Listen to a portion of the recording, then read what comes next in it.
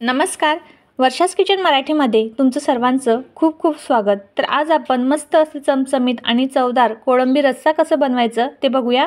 हा कोळंबी रस्सा आपण अगदी साध्या सोप्या पद्धतीत आहे, झटपट आहे आणि चवीला सुद्धा अप्रतिम झालेला आहे. तर चला कसं बनवलं ते बघूया.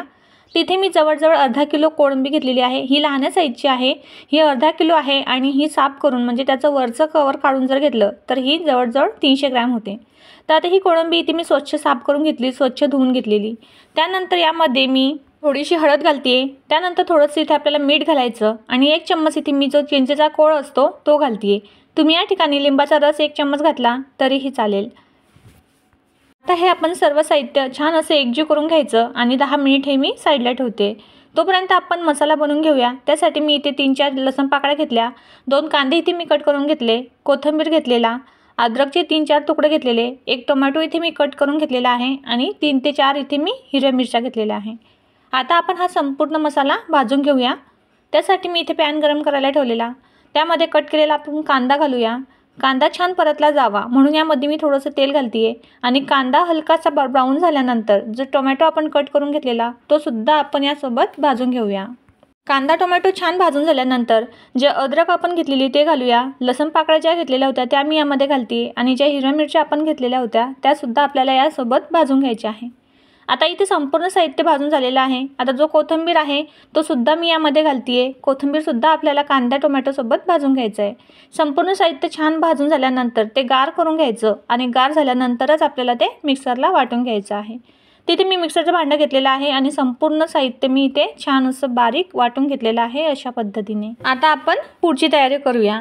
तर तुम्ही बघू शकता कोळंबीसुद्धा छान इथे आपली मॅरिनेट झालेली आहे. आता आपण इथे कोळंबी फ्राय करून घेऊया.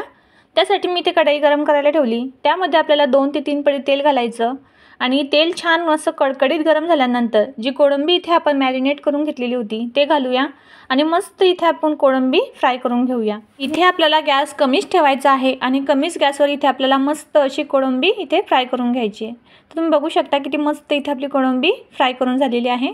अशाच पद्धतीने मी दुसरीसुद्धा राहिलेली बॅच इथे छान अशी फ्राय करून घेते. अशी फ्राय करून घेतलेली कोळंबीसुद्धा खूप छान अशी खायला लागते. तुम्ही लहान मुलांना अशी फ्राय करून जरी दिली तरी ते सुद्धा खूप छान असे आवडीने खातात. तर इथे माझी दुसरीसुद्धा बॅच तळून झालेली आहे. तर इथे कोळंबी तळत असताना एकच लक्षात घ्यायचं, तेल हे मस्त असं कडकडीत गरम असावं म्हणजे कोळंबी ही छान अशी फ्राय होते, नाहीतर ती कढईला सुद्धा चिपकू शकते. आता राहिलेल्या तेलामध्ये जे वाटण आपण बनवून घेतलेलं आहे ते घालूया. छान असे 1 ते 2 मिनिट ते वाटण मी परतून घेतलं. यामध्ये आपल्याला काही मसाले घालायचे. ते 1 चम्मच मी मिरची पावडर घालते, 1 चम्मच इथे मी मालवणी मसाला घालते. त्यानंतर थोडीशी हळद आपल्याला यामध्ये घालायची आणि 1 चम्मच इथे मी धना पावडर घालते. आता हे संपूर्ण मसाले आपल्याला मस्त असे मिक्स करून घ्यायचे आणि मिक्स झाल्यानंतर यामध्ये मी चवीनुसार मीठ घालते. मीठ हे आपण अगोदर कोळंबी मुरण्यासाठी सुद्धा घातलेलं होतं म्हणून मीठ इथे आपल्याला थोडंसं सांभाळूनच घालायचं. आता संपूर्ण मसाले आपल्याला मस्त असे एकजीव करून घ्यायचं आणि झाकण ठेवून हा मसाला आपल्याला 2 ते 3 मिनिट तेल सुटेपर्यंत परतून घ्यायचा आहे. छान असा शिजून घ्यायचा आहे. ते 2 ते 3 मिनिट झालेले आहे. मसालासुद्धा छान असा आपला शिजून झालेला आहे. आता जे कोळंबी आपण इथे फ्राय करून घेतली ते आपण या मसाल्यामध्ये घालूया. छान असं हे मिक्स करून घेऊया आणि या मसाल्यामध्ये सुद्धा आपल्याला 1 ते 2 मिनिट हे कोळंबी शिजून घेऊया. आता इथे मी 1 ग्लास गरम करून घेतलेलं पाणी घालते. तुम्ही यामध्ये पाहिजे तेवढं तुम्ही पाणी घालू शकता तुमच्या आवडीनुसार. तर इथे मी थोडंसं घट्टच बनवते म्हणून 1 ग्लास यामध्ये मी पाणी घातलं, मिक्स करून घेतलं. थोडासा यामध्ये मी कोथिंबीर घातला आणि झाकण ठेवून 4 ते 5 मिनिट हे कोळंबी आपल्याला शिजू द्यायची आहे. एक 4 ते 5 मिनिट झालेले आहे. तर बघू शकता कोळंबीसुद्धा छान अशी आपली शिजलेली आहे. कारण आपण सुरुवातीला सुद्धा हे फ्राय करून घेतली म्हणून याला जास्त वेळ लागत नाही शिजायला. आणि कोळंबी तळत असताना सुद्धा आपण तेल कमीच घातलेलं म्हणजे कोळंबी तळून झाल्यानंतर राहिलेल्या तेलामध्येच आपण मसाला सुद्धा शिजवून घेतलेला म्हणजे उरलेलं तेल काढून घ्यावं लागत नाही. तर मस्त इथे आपलं झणझणीत चमचमीत कोळंबी रस्सा इथे तयार झालेला आहे.